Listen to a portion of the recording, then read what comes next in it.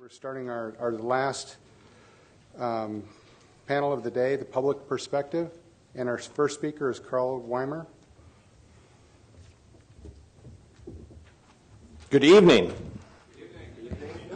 Fooled you. Challenge going late in the day is, can he find anything new to say that hasn't already been said 4 times? So we'll try to do that. Just a couple ideas to work through. In a lot of these slides, you will have seen some of those. It seems like this has been driven by the last 2011 reauthorization that brought 2 different ideas together. One is expanding integrity management areas out beyond where they are now, and the other is taking a look at class locations.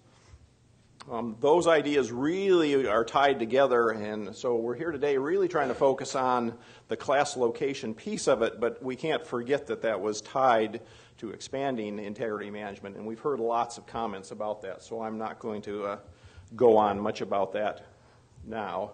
You've seen this slide about 4 or 5 times already, everything that class locations are included in.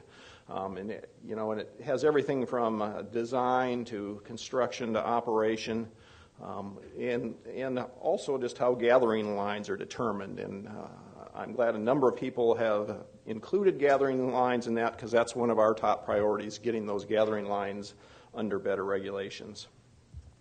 Really what I think we're talking about today is the place where class locations and integrity management programs overlap. And it's really 2 areas. It's places that are already densely populated, and then places where it may become more densely populated in the future. And in those areas now where it overlaps, it provides 2 different safety requirements that are kind of an overlapping safety regime that provides some added safety at this point. Theoretically, the Pipeline Safety Trust believes at some point the older kind of one-size-fits-all class location risk mitigation requirements can be replaced with a more science-informed, risk-based integrity management program. Class locations are kind of a one-size-fits-all best guess years ago. I think integrity management has shown us there may be better ways to do a lot of those things.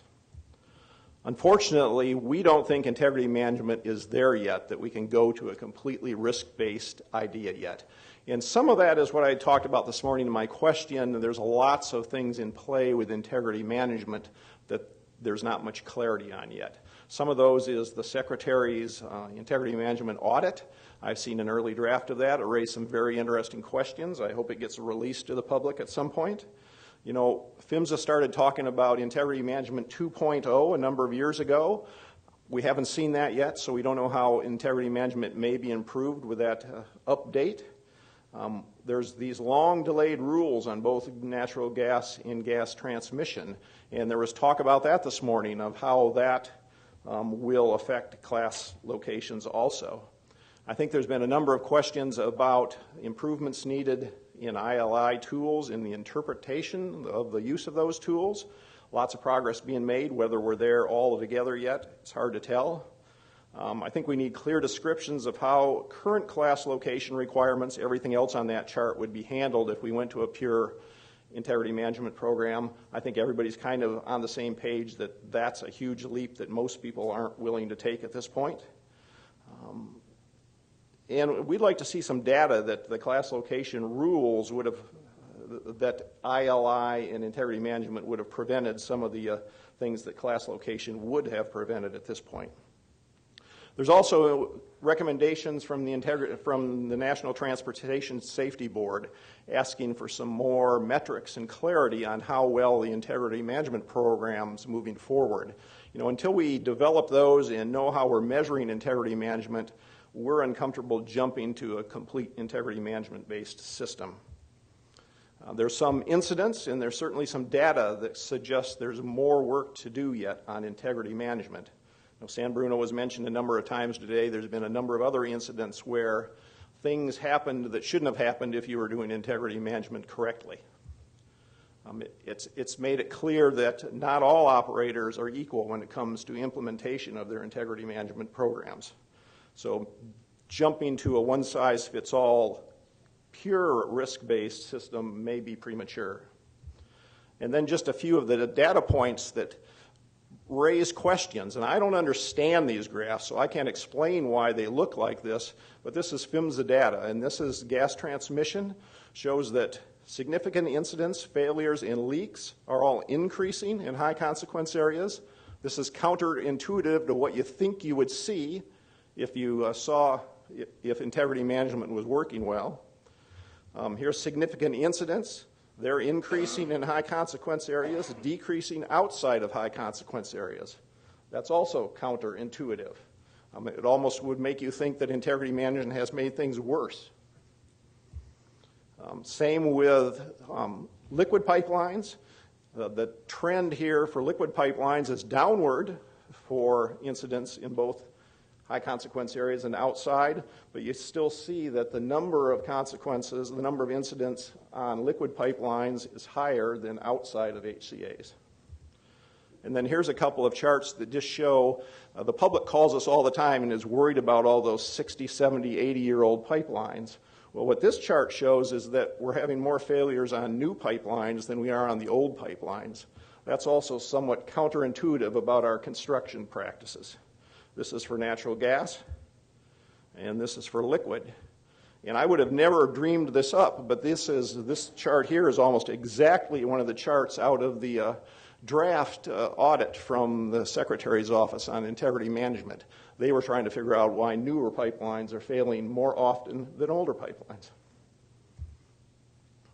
We support, at this point, certainly support the idea of spreading integrity management to more areas, because we think even regardless of all my charts that just showed there might be problems, that the theory of it works.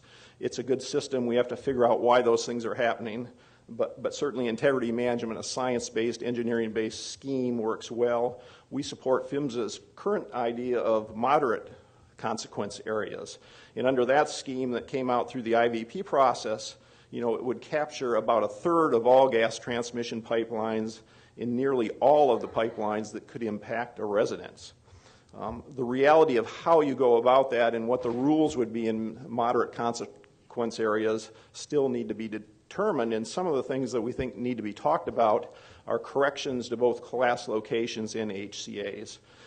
The first bullet has been talked about a little bit here. Class locations based on a one-size-fits-all 660 feet. We've always had concerns that that isn't stringent enough for some of the new high-pressure, large pipelines, that the consequences can go way beyond 660 feet. So class locations may be needed to take a look at that.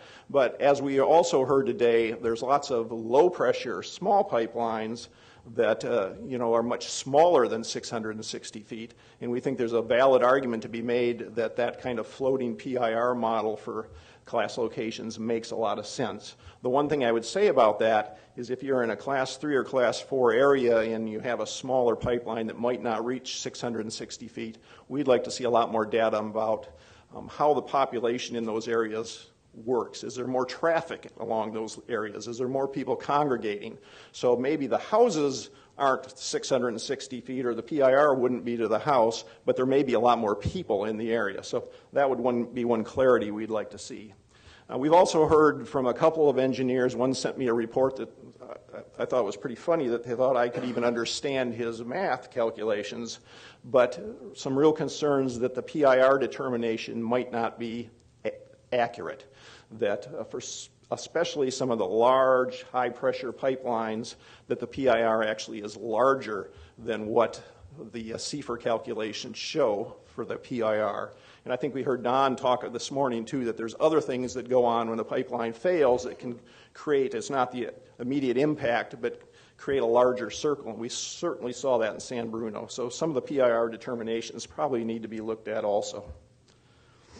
Now, this is the embarrassing slide, because I put this up, and then I listened to everybody all day long, and came to find out, well, there is a problem with special permits, because the argument I was going to be made is that it makes a lot of sense for operators to go through a special permit process where each pipeline is analyzed specifically based on the engineering of that operator.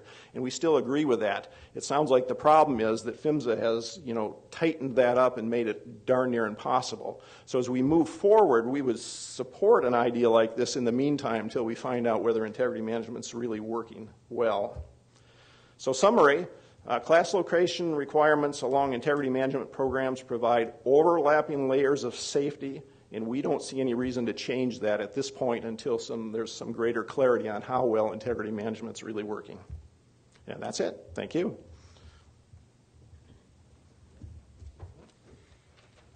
Thank you, Carl. Our next speaker is Richard Cooperwitz.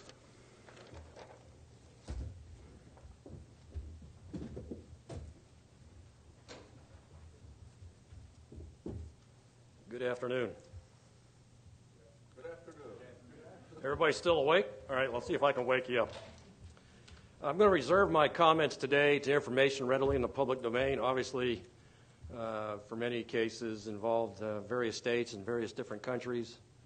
There are some sensitive issues where I may have access to the information, but I'm under either confidentiality agreements or there's criminal investigations on their play. So please respect my right to remain silent on certain issues, because I will honor those agreements.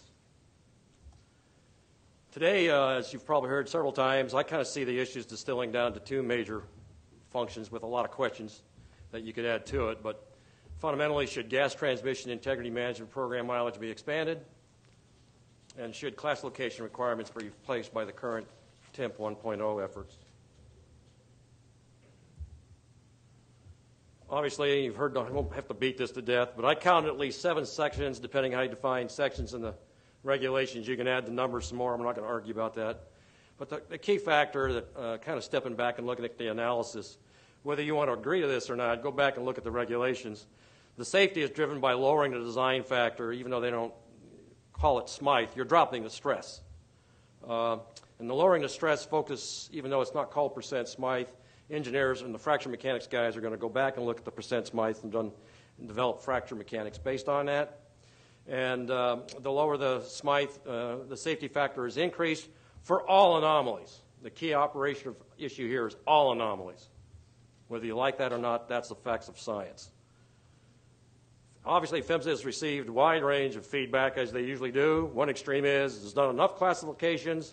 The other extreme is just replace it all with TIMP. And adults in the room should be able to work out some reasonable, rational, defendable that the public doesn't, they're not brain surgeons, but they'll tend to understand what kind of makes sense and what doesn't.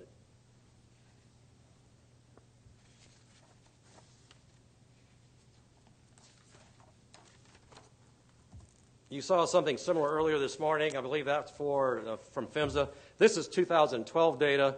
You saw this morning, I believe, probably the 2013 data, which I hadn't integrated into my as yet. But basically, I think the important thing is there isn't a lot of Class 3 and 4 in the United States in our 300,000 miles roughly. No surprise there. The TIMP, what I'll call the TIMP 1.0 approach that was codified in the last 10 years after some very serious tragedies. Carlsbad, New Mexico was one of those. The idea was do something better than what we were doing in the classical way of approaching under federal regulations. And this high consequence area approach, trying to look at where you would have, has a lot of appeal. Most people can kind of understand that. Now, you can argue how you get to a high consequence area, and that's what will be the subject of many discussions in the future. But I think it's important to understand that in developing the PIR concept and looking at that, we said, well, okay, let's translate that in. How many miles are we talking about here, given that you didn't have to go back and re-inspect or reassess under the older federal regulations high consequence areas? And it was a little over 7% at the time. So that's a good number. We'll use the PIR. It's a screening factor. Please do not take the screening factor empirically derived and made to fit as if it was exact science. All right? If you've ever been in one of these gas clouds in a rupture event, you'll understand we don't really care if it's 660 feet or 700. You're in a real hazardous zone. So, the public will understand that. The engineers have a hard time accepting that. But I think the important point, since 2004, gas transmission mileage has been reducing, which doesn't make any sense. Okay, the whole concept was, okay, we'll start with this, and this is the first step. It's a good evolutionary process. Nobody's looking for, if you're looking for perfect regulation, you're in the wrong country. It just ain't going to happen, all right? It's not a perfect world. So let's kind of get the lion's share of this stuff, try to avoid some of these terrible tragedies, and then we'll evolve as appropriate. So the mileage on the high consequence areas over time, one reason as our population continually increases, should have been going up. Well, it's been going down. Right? So people have been looking at factors and finding, one way to look at this is we're finding ways to reduce the high consequence. We're finding loopholes. Some cases, in other cases, there may be a legitimate reason. But the general belief from, if you present this information to the public, they're going to take it as, hey, this isn't quite right. Key factor in the high consequence areas was the ability of the operator, the pipeline operator, to identify high consequence areas. That's the first thing the regulators are going to look at after an event. Do you have this down or don't you? And if you come back and says, well, we can't figure out what's going on here, it doesn't look real good, all right? One of the major points that was a lot of discussion in the development of the gas transmission TIMP 1.0 was the identified sites. Identified sites are usually not going to be hardened structures or masonry structures. There'll be people that are in open fields. They're the least likely to have the time to survive. I mean, that's the realities of the science, all right? That's not there to scare people. It's just, as you're looking at your high consequence areas, you pay a little more attention at these areas where you've got people gathering. First question is, are they out in the open? If we were to have a rupture, it's a low probability of it occur, but when it occurred, survivability is measured in seconds. And a lot of those seconds are wasted by the average person trying to figure out what's going on here. So the mortality rates go way up as they delay that understanding. It's important that the regulations and they capture this in TIMP 1.0, you were to recognize all threat anomalies, assess such threats, integrate all data that you have on those pipeline segments, and evaluate the real risk, and more importantly, a rational time to failure with an appropriate safety margin. All right? So if you get a rupture, something's wrong here. All right? If you get a rupture below MAOP in the United States or MOP in Canada, something's really wrong because you ruptured into what we call the negative safety margin. All right? Something's terribly wrong. It's hard to validate or have confidence from the public perspective in TIMP assessments if you're not citing percent Smythes and things like your anomalies, what threats you think are on your pipelines, and whatever. If you can't be a little more open about your evaluations, and many companies are, in all fairness to them, other companies are not. If you can't be fairly clear about that, if it's getting PR gobbledygook, the public will figure this out. The important thing that you need to change the playbook on here, if I were advising people, giving some friendly advice, after a tragedy, the public does not want to hear about lessons learned. Well, we blew up the neighborhood, but we're going to learn from that. Well, if you're in the United States, the law is very clear in pipeline regulation. The responsibility rests with the pipeline operator. I don't want to play lawyer here. Go ask your lawyers. All right? When you say, we're going to learn, we've learned our lessons, it comes across as what I flippantly say, oops, whoops, we didn't know. Well, the real issue is you should have known. That's the whole concept driving IMP 1.0. All right?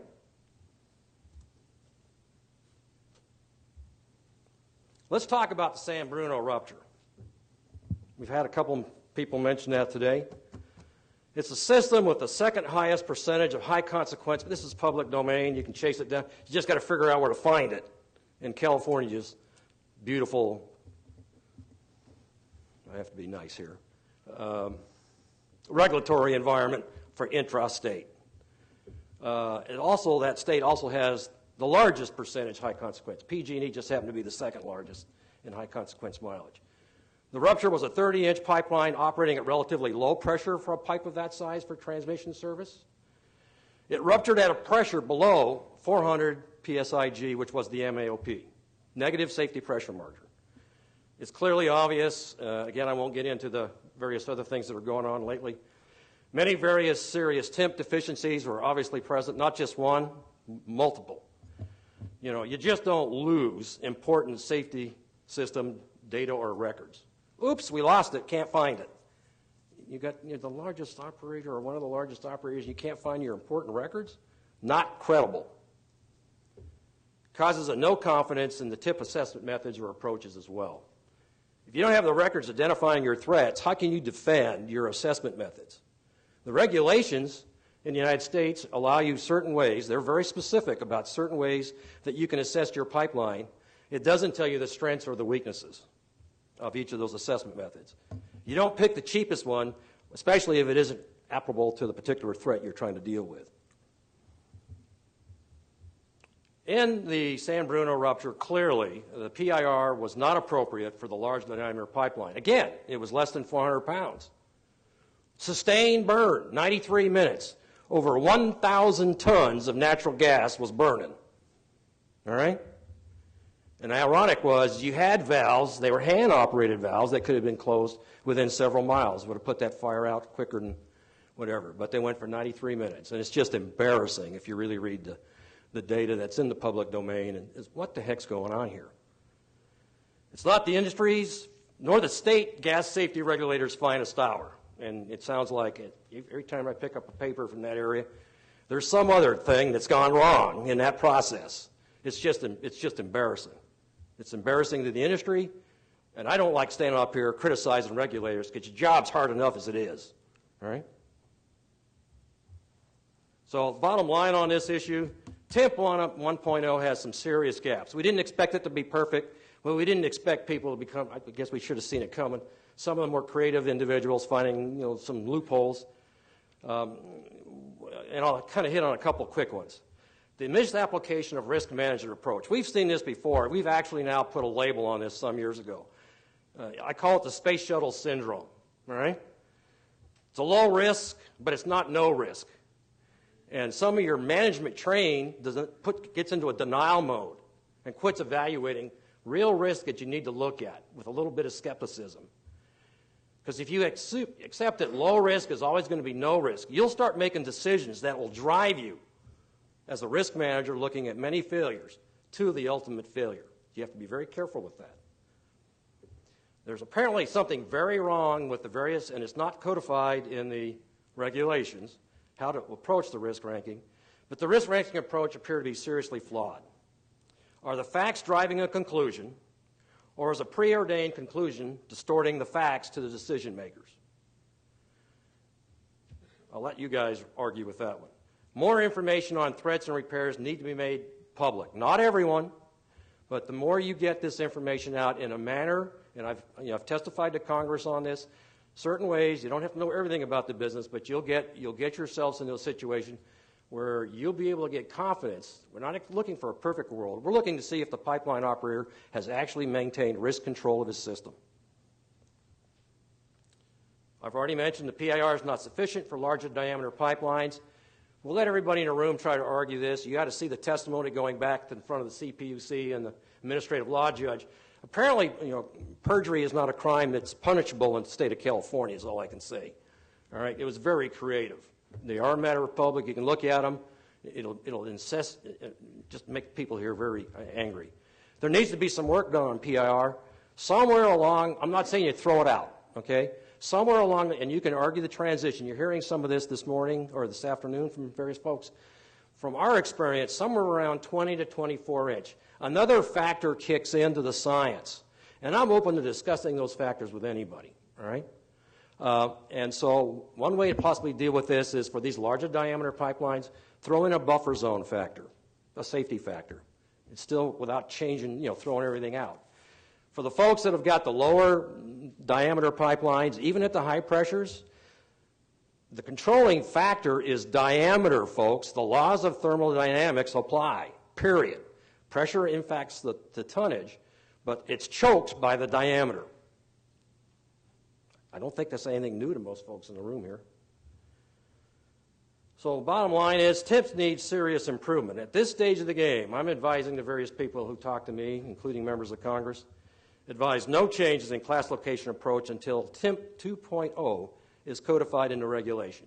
PHMSA's got a lot on its plate. Everybody's got a lot on their plate. I'm saying you start adding more onto that plate without fixing some of these gaps, you're going to have more very embarrassing tragedies. All right? It's not hard. You don't have to throw it out. It takes some tweaking here. And I invite, involvement, as we did with the original TIMP 1.0. Adults in a room can, and I used to watch people trying to get into fistfights. Jesus Christ, I'm representing the public, and the industry is trying to kill each other. What the hell's going on? So there's ways to get there as adults. I support PHMSA on the TIMP 2.0 effort. You need to focus on the risk management. You need to focus on the quality, quantify the capabilities of various assessment methods. Crack inline inspection is getting more discussion than you can absolutely imagine. Okay? I'm sorry, gentlemen. I want crack inline inspection to work, but someone has to show and prove it to me that it's working. And it depends on the type of crack. All right? And this is another issue. Engineering assessment approaches can be very incomplete. If your tools are telling you something and you don't know the limits, and your engineers, whether they be lack of experience or they've got some other pressures on them, we know one thing that's happening in the industry, and you guys are, as operators, are trying to deal with this, is your experience levels. The guys with 20, 30, 40 years that have learned from very expensive mistakes, hopefully didn't hurt anybody, that culture's disappearing. And the new guys you don't want them relearning this stuff. That's nuts. So what I tell people in engineering assessment approaches, watch out for what I call the WAS and the WAGs. A little crudely way to put it is, the wild-ass assumptions is where it opens up the door for me to come at these guys when they're under oath. I don't want to be doing that. The WAGs are the wild-ass guesses. They're even worse, all right? So if your assumptions are wrong, your analysis is wrong. If your WAGs are just, pie-in-the-sky stuff, then you're in real trouble. You need to clarify the mandatory requirements on data integration, integrity, and record keeping. That's a no-brainer. Most of you guys are actually doing this, all right? So it shouldn't be a big deal. And when you do all this, we expect to see high consequence areas increasing. We're not looking for doubling or tripling. There's ways to work that. Definitely the population in this country isn't going down. We don't want to be seeing things increasing. Carl's statistics comes no surprise, but the public's going to look at that and they're going to ask a lot of questions, and I don't need to have to be answering those. So the conclusions to Congress and other parties, shifting class location at this time to 1.0 would seriously decrease the protections on public safety. PHMSA's got a lot on its plate. This should be priority one. Work on efforts with the industry and other parties to improve on where we can be satisfied with 2.0. We knew 2.0 would eventually come about. It's better to tweak it and improve it in a positive way without punishing everybody. Eliminate the grandfathering on that 2.0 effort. I haven't looked at all the details. Pressure test is a percentage of Smythe. If one more guy tells me he does an MAOP pressure test ratio and he's under oath, he be fair game. And I don't want to be putting people in that situation, so please don't do that. You can start that way, but how does that convert to percent Smythe? That's how you do the fracture mechanics estimates. Records, we've already talked on that. As a member of the public, often advising various regulatory state and federal about, not only in this country but in others, we're looking for prudent regulatory action, not more studies. It's time to get this going and done. We figured 10 years would be a long learning curve. It's there. We want effective, clear regulation, not complex or unenforceable regulations. We don't want regulations that put small operators who don't really have the risk out of business. We had this conversation with TIMP. We were able to work it out. Took us a few meetings. So class locations should remain as it is in the current regulation until 2.0 TIMP gets done. I'm open to public discussions as always. We've worked with a lot of smart people that are in this room on class location alternatives. We're not closing the door to that, but it's too early. You got to get TIMP 2.0 out into a regulation. It may take longer than you think. Anyway, thank you for your patience.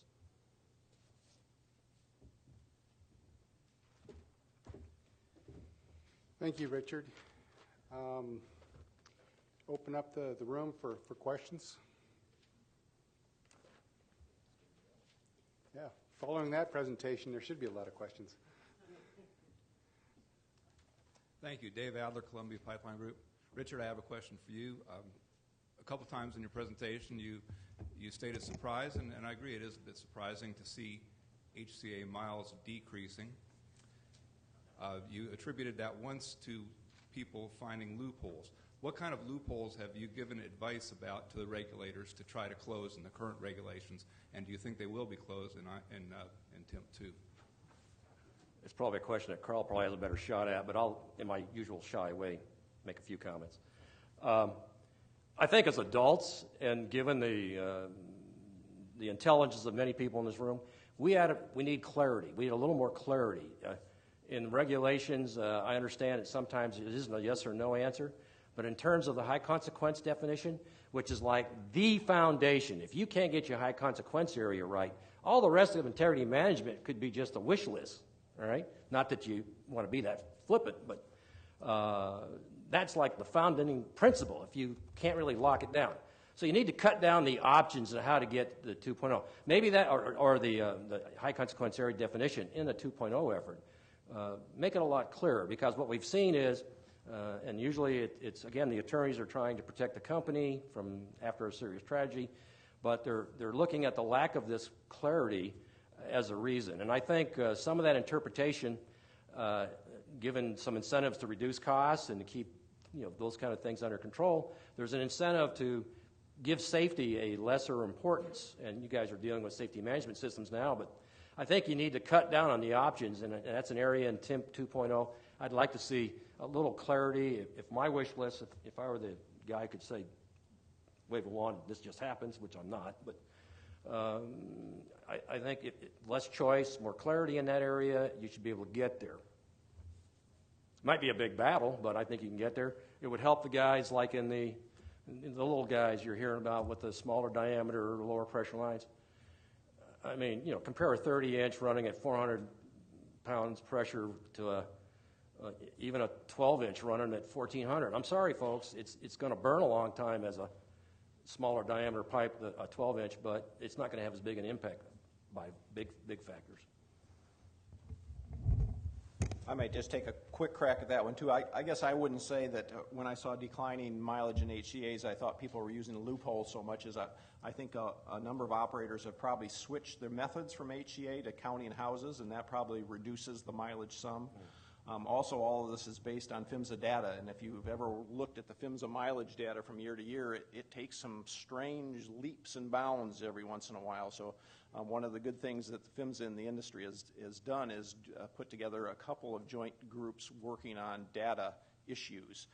So I think just looking at the mileage and why all of a sudden mileage drops off when you wouldn't think it ought to certain years would maybe help answer the question, too. Let me just add to it. If you move away,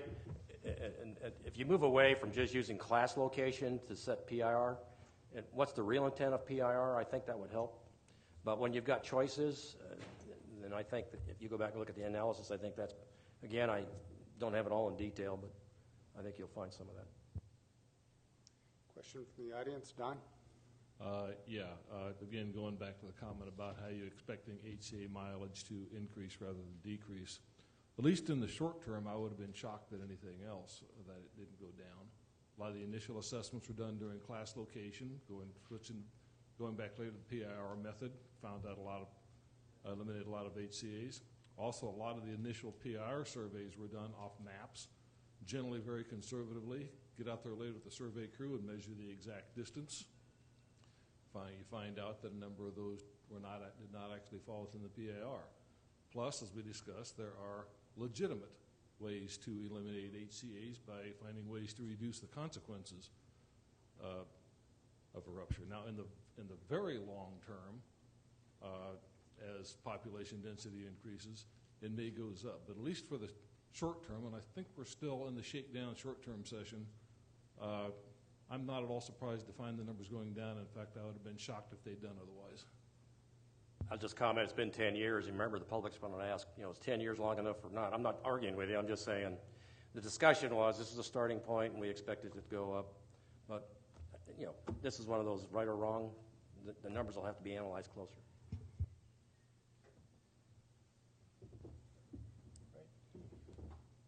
Not seeing any more questions here from this room anyway. Should we take a 15-minute break and reconvene for the final Q&As? 10 minutes? Okay, 10-minute break. And we'll be back by about 5 after 3.